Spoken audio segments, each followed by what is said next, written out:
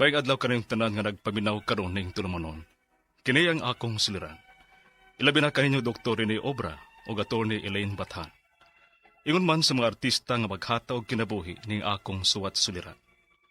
Tawgan lang ko ninyo sa pangan nga Pablo, 60 anyos. Buwag sa asawa ug may duha ka anak. Usa ka lalaki ug usa ka babae. Pulos na kini sila minyo. Taga Mandawi City di ay ko. Og punto medikal og behavioral kining akong suliran. Kabahin kini sa anak kong babae ug sa iyang mga anak. Aron inyong hisabtan, ingon ini ang mga panghitabo.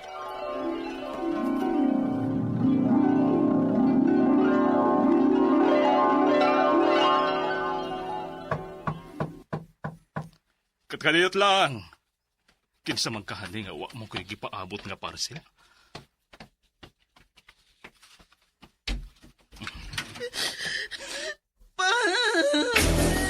Uy, Lizel? Kanong ingon ana ko ng imong hitsura? Uy, nangunsa man taon mo? Unsay nahitabo ninyo? Dayon di ay tuod mo. Sud, kadaghan ba ning inyong daang gamit? Nakunsa man di ay mo?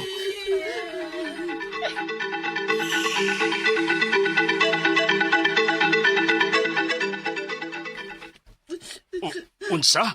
Mauna pa, gikulat akong Jeremy. Huwag nakakita ginang akong mga anak. Mara na silag na trauma. Kaming tanan na trauma, gid pa. Kay first time to namong nasinati ni Jeremy nga namuak sa among mga putang. Magpa-blatter ta. Ayaw lang pa. Ha? Di ko lahat ang magkakaliya. Oo, pero tungod ra sabto sa akong pagtubag-tubag niya, maong nadapatan ko niya. Ani lang una mi pa ha. Di lang una mi mabalik sa Mumbai pa. Unsa?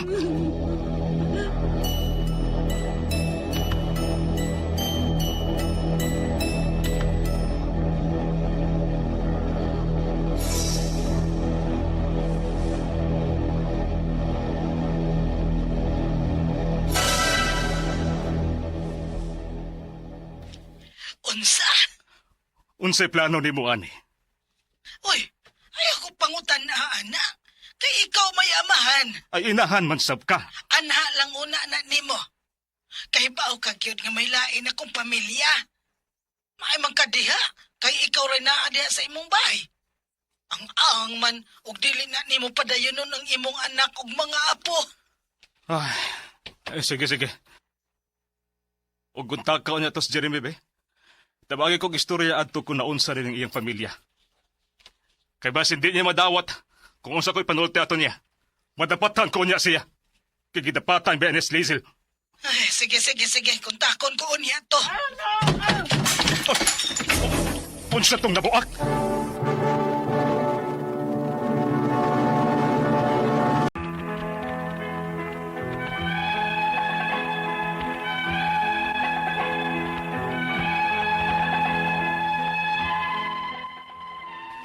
Malinaw na unta ko sa akong bahay, bisan naginusara na lang ko. Wa na lang sab ko mangita og lain. Sukad mi nagbuwag sa akong asawa, kay di ko ganahan og samok. Apan wa ko magdahom sa batasan sa akong apo. Ingon man ang akong anak nga babae, kadako na og kausaban sa batasan. Sukad lang kini naminyo. Og unya, unsa tong nabuak? Sorry kayo pa. Gilapay man ni Eric ang iyang duwaan nga PlayStation. Uy, ug naigo ang sa amin nga dako. Ha? Sa... Pastilan, Lizel. Kaganing mama pa ka ng samina taon, oy. Unya nabuak? Kini magbataan ni.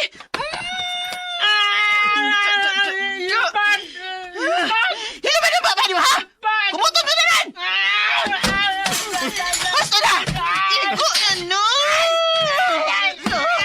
Kumutong ko! Ha? Gusto na mo, anak! Gusto na!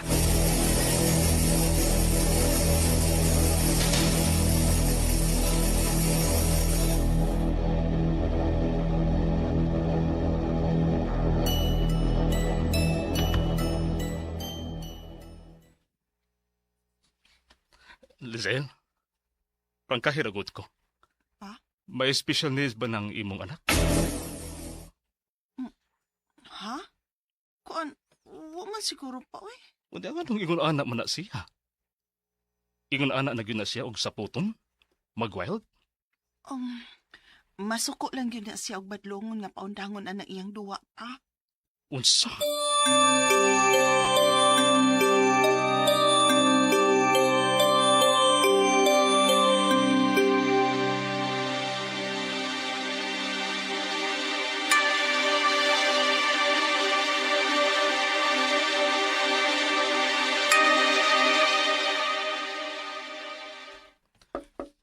Eric, musod ko sa inyong room, ha?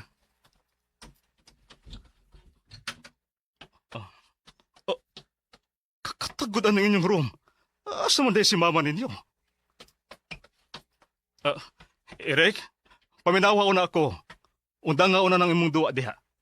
Og i-fix ning imong mga things nga nagkatag. No! No! Kanong masinggit man ka? I don't like you! You're bad! You're bad! You're bad!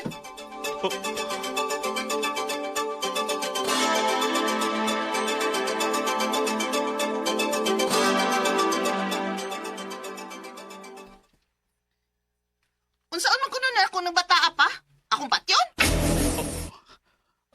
Maobag yun ay buot akong ipasabot. Ang ako nga madungon ni mo siya. Tudluan sa makayong pamatasan. Kaya hangtod ako. Iyang singkahan. Wala lagi kay mahimong anak niya pa. Ingon anak na yun na siya. Og ayaw kong pugsa sa pagbuhat anak kay naglabad na ni kong os mga problema! Ha? Lagot ka! Ginoo ko! Ang unsa man ang inahanap anak! Diesel!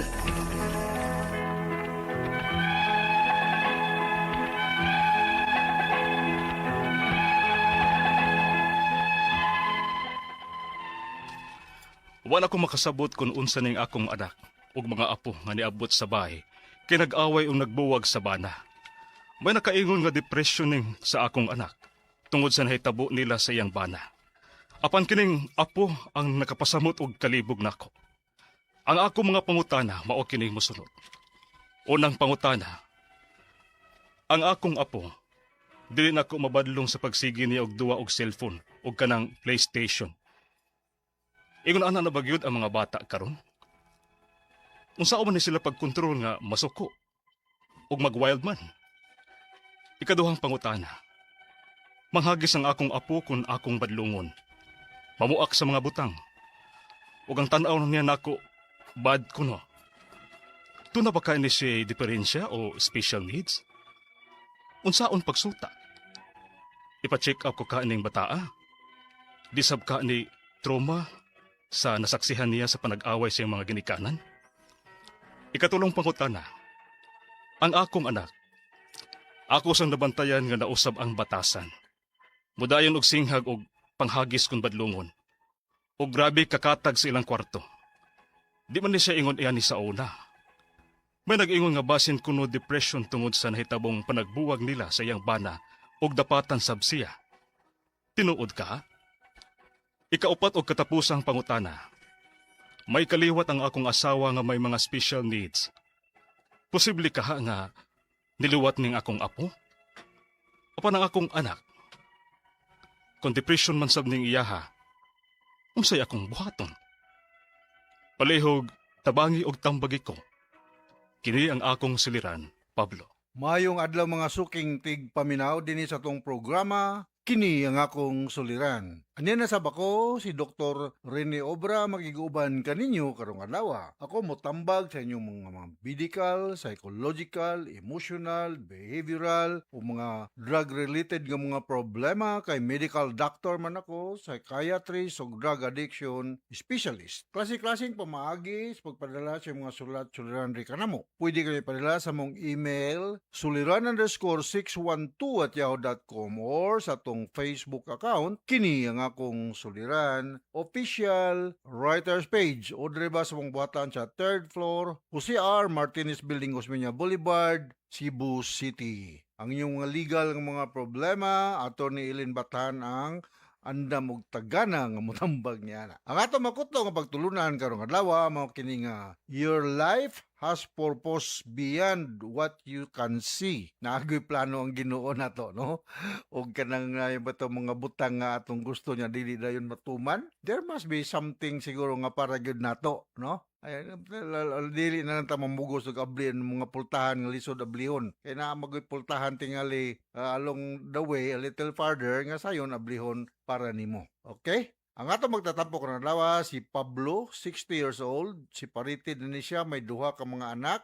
Mga minyo na no, babae ug lalaki ng iyang mga anak. Taga Mandawi City. Mustam day mga taga Mandawi City. Mga De La Cuesta family dahil sa Tipolo, musta. Ug dina sa Kanduman, no? Mga Mayol family. Ug na ako'y gitamdan diri no bago lang ko ning adto sa Gano ay Touch Cebu Mega Center no nga na duol bitaw sa Redemptorist na sila dadapita. So may pagpaminaw sa mga Rivera family akong migo sa media si Kenneth Rivera o si Janet Rivera, si Roy Salud, Rudy o si Pili Kabilaw, Nelson Pabiluna, bata naman si Nelson, oy. Vic Litang o Gilin Litang rather diha sa Gano ay Touch Cebu Mega Center no ning dakbayan sa Sugbo ug mga taga Talisay City ug mga taga Sibunga, mga Balansag family diha sa Abugon hinumdum na kung nitiban kaang Bulante no may pagpaminaw ni James Laputan ug ni Nilo ug ni Narding ug gyapon sa Sibunga may pagpaminaw ni Marilyn Salinas ni Narino Aguirre, Gisamar Albarando, Rodel Carpintero, Lynette Aludria, mga atong mga sisters diha ni Mama Mary sa Lindugon Shrine, ni Frater Martin ug ni Frater Joseph, Sister Mary Paipa ug Sister Elizabeth. Gikan kini ni Mary Jory Javier, no? Diha sa Sibunga. So mayong pagpaminaw. Okay, kining uban sunod na lamang pod, no? So going back to our sender si Pablo, may tungod kini sa iyang mga anak ba to? Mga apo. Mga badlungon ni mga apo Pablo, no? Pero maayo na lang ka, congratulations kay na kay mga liwat no mangkitaan, no? So ako na din paningkamutan. Unang pangutanan ni Pablo, ang akong apo dili nako mabadlong sa pagsigi niya og duwa og cellphone ug kanang PlayStation. Ingon ana ba di ay gyud ng mga bata karon unsa man ni sila pagkontrol na masuko man ug mag-wild man. Well, pasabton lang gud pod no. Sa akong nahibalaan naramagod na yung mga negative effects ning magsigig duwa og cellphone. Gani gisugyot na sa among pagtuon sa medisina nga mga bata nga below 2 years old wala ginay cellphone. Nya magkaanam og kadako ang bata, limited ang adjust na to ang duration sa paggamit og cellphone. Unsa may mga negative effect nga makuha sa mahitabo kung ang mga bata bisan kani mga dagko magsige nila gamit og cellphone, no? Makakuha ni sila eye strain, imong mata murag ma-blurred ang pagtan-aw. Dali sa puton dili makatulog, mag-uga ang mata, mulabad ang ulo around sa imong mata. Ang ubang ganyan mag-anxiety, mag-depression kay mao lagi maka-addict ba ba ni, no? Makakuha ni siya sleep problem. So avoid cellphone use 30 minutes before sleeping, no? So ang gisugyot ani nga kung mogamit ta og cellphone below 2 hours per day. Pero kasagaran mo sa to, sige na lang yung gamit. Mahal po ko musulti, pero kusog ba po ko mo gamit, pero kinahanglan man. Part of our job maguna siya. Pero sa mga bata, limit gina nato ang paggamit ng cellphone, kaya kung balikon, naani siya ay harmful effect. No? Ayon lang pagpasabot, mayon tag makabati ng imong mga apo sa kong Sibya, Pablo, para sad nga ma-aware sila nga dili na nagikan nimo kundi nagikan gyud usa ka medical doctor ang pagsugyot nga i-limit ang paggamit og cellphone. Maka-distract gini siya. Labi katong nag-drive, no? Daily ni related sa mga apo ni Pablo, pero katong mo-operate og machinery, labi na nang mag-drive, please ayaw gyud din taon pag text siya og mag-drive kay mo hinungdan nga dali kita makamit og motor vehicular accidents, na? Sunod nga pangutana, manghagis ang akong apo ko ng akong badlungon, mamuak sa mga butang ug ang tan-aw niya nako bad kuno ko. Doon na ba siya ay diferensya sa iyang special needs? Unsaon pag suta ipa-check up ba kaha ning bata? Di sab kaha ni trauma sa nasaksihan niya sa panag-aaway siya mga ginikanan. Usa po na siya, no? Mabiya na traumatized ng mga bata ang sigig away ang mama ug papa. Kunani siya mga rebellious nga attitude, no? Nabaya gitawag na to Pablo ning mga kabataan og conduct disorder. Unsa man ning conduct disorder? Kini siya mo ning mga bata nga dili gyud motuman ug unsay isulti sa mga elders diha sa panimalay. Mo ni sila mahimo nga antisocial later on kung moabot na sila og edad lampas sa 18 anyos. So samtang sayo pa kinahanglan mo ning ipa-check up og usa ka developmental pediatrician para ma-corrected ning iyang behavior. Og di ba noon bisag para sa amo, psychiatrist, preferably child psychiatrist. Naman tayo mga pamaagi ani nga ma-control ning iyang behavior nga dili inunta kasagaran nga makita nato sa uban nga mga kabataan. Balikon ako, posible nga naay conduct problem ang imong apo ug kinahanglan na matagag pagtagad, no? Sunod nga pangutana, ako sang nabantayan na nausab ang batlasan, budayon og singhag og panghagis kong badlungon. Ug grabe kakatag sa ilang kwarto. Di man ni siya ingon ani sa una. May nag-ingon basin kuno depresyon tungod sa nahitabong panagbulag sa iyang panagbuwag nila sa iyang bana o dapatan sad siya. Tinuod ka ha? Well, imo maning anak no nga nagbulag siyang bana sa dako na din no. Okay, anyway, at any age posible pod nga nagdepresyon ni siya no. Kay mao lagi mga negative nga panghitabo sa atong kinabuhi makakuan man ni siya, maka-depress no, o maybe naani siya mga behavioral issues no. So ako ikatambag nimo Pablo na imo naarabang ka sa asa baning inyo Mandawi City no. Dalha kuno ni siya usa ka doktor, usa ka psychiatrist siya para maatiman no. Mga kasagaran sa mga managbulag na ay mga aning problema ha because morning mugawas ni sa among teorya sa mga tao nga ma-depress muhamtong sa pag-commit og suicide simbako lang po dinoo no kadtong mga low support system mahog ni siya sa egoistic theory sa aning mood problem no kay people who are single, divorced, separated, they are more prone to have this kind of problem compared to the naay strong support system nga naayong bana na mga anak na members pamilya nga moalalay sa iya. Pero kung siya gibulagan gibiyaan sa iyang bana posible mahitabo niya ning gitawag natong egoistic theory sa depression. So naatay mga antidepressant drugs available sa atong market ug dilipot pasabot nga tungod ang imong anak nga nagtake og antidepressant nga nabuang na no. Antidepressant is different from antipsychotic ug depende sa assessment sa iyang attending doctor kung tagaan ba pod siya og antipsychotic kung nanay siya mga manifestations nga nag-hallucination na siya, nag-delusion na siya or other psychosomatic signs and symptoms. Sunod nga pangutana, may kaliwat lang akong asawa nga may mga special needs. Posible ka ni niluwat ning akong apo. Apan ang akong anak, kung depression man sab ning iya, unsay akong buhaton mo to? Tagaag antidepressant. O kung naay history nga naay strong genetic loading sa side sa imong asawa about this kind of mga psychological problems, that will make your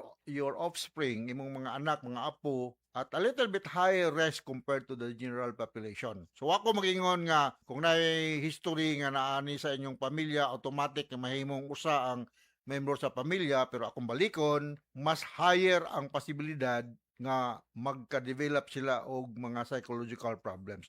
Ikumpara sa katong mga pamilya nga negative gyud ang ingon aning problema ha. So don't you worry kay natay mga antidepressant available sa tong market og depende sa imong budget. naman tayo mga generic nga dili kayo mahalon o kung ang pagkonsulta sa doktor medyo burden financially, moadto ta og usa ka government doctor or hospital like Department of Psychiatry sa Vicente Soto, no? Ako ang hipid sa una dugayng panahon, no, sa Psychiatry Department. So wala lipulihan ako karon. So moadto mo ning na lang gi-refer ko doc ni Dr. Rene Obra. Tabagay ko kay mao ni mana. Alright, so inaw takasabot ka sa explica ni mo Pablo diya sa Mandawi City. Daghang kita mga kaila sa Mandawi City, mga Lumapas family, mga Uwano family, no? Regards yung tanan diya, no? So, once again, ako si Dr. Rene Obra. Hinaot nga natin nakutlong ang pagtulunan karong adlaw with Atty. Elaine Bathan. Thank you very much sa makanunayon niyang pagpaminaw sa atong mga RMN program. Taas kay greeting din sa atong lugar. So from all of us here sa Radio Mindanao Network Production Center, Radio Mo Nationwide Tatakaraman. Daghang salamat o maayo.